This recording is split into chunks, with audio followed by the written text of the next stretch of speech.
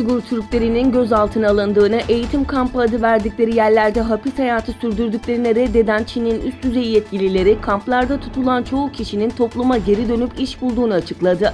Uluslararası Af Örgütü ise Çin'in iddiasını yalanladı. Konuya dair Uluslararası Af Örgütü Doğu ve Güneydoğu Asya Bölgesel Direktörü Nicholas Bikulin şu değerlendirmelerde bulundu. Nicholas, Çin, Sincan'daki Uygurların ve diğer etnik azınlıklara mensup kişilerin toplu halde gözaltında tutulmasından duyulan endişeleri gidermek için doğrulanması mümkün olmayan yanıltıcı açıklamalar yapıyor.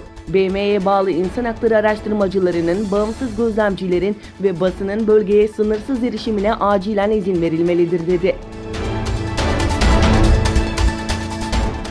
Doğu Türkistan'da Pekin yönetimi tutukladığı insanları Çin'deki hapishanelere dağıtarak sindirme ve asimilasyon çalışmaları yürütüyorken, diğer yandan toplama kamplarına Müslüman Türkleri topyekün imha etmeye yönelik rejim politikası izliyor. Türkistan Press'in Özgür Asya Radyosu'na dayandırdığı habere göre Çin'in iç kesimlerine götürülen Uygur hükümlülerin azılı terörist olarak kayda geçirilip tek kişilik karanlık hücrelere kapatıldığı, gardiyanlara Uygur hükümlülere istediği şekilde işkence uygulama ve isterse öldürme haklarının verildiği bildirildi.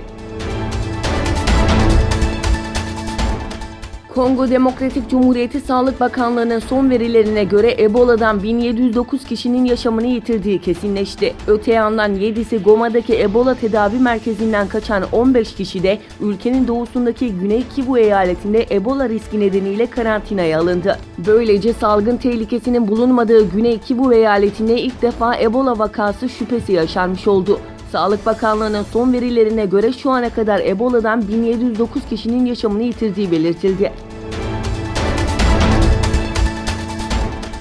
Çin yönetimi, İslam'ı Çinlileştirme politikaları kapsamında Doğu Türkistan'ın ardından şimdi de başkent Pekin'deki Müslüman azınlığı yakın markaja aldı. Yönetim Pekin'de helal gıda satan restoranlara, büfelere, kasaplara ve iş yerlerine Müslümanlarla ilgili tüm imgeleri çıkarmaları talimatı gönderdi. Başkentteki 11 restoranı ziyaret eden Reuters muhabirleri yetkililerin iş yeri sahiplerine hilal, ay ve levhalardaki Arapça helal yazısı dahil İslam dinini çağrıştırıcı her türlü yazı, imge ve sembolün ivedilikle kaldırılmasını söylediğini aktardı. Çeşitli devlet birimlerinden görevlilerin Pekin'de Müslümanlara ait bazı iş yerlerine giderek semboller ve yazılar kaldırılıncaya kadar burada bekledikleri belirtildi. F-35 programı kapsamında Amerika Birleşik Devletleri'nde eğitim alan 40'a yakın pilot ve yer hizmeti görevlisi Amerika'nın kararı doğrultusunda Türkiye'ye dönüyor. ABD Savunma Bakanlığı, Türkiye'nin programdan çıkarılması için resmi süreci başlattıklarını açıklamıştı. Türkiye'nin Rusya'dan S-400 hava savunma sistemi alması ve sistemin teslimatının başlaması iki ülke arasında F-35 gerilimine yol açmıştı.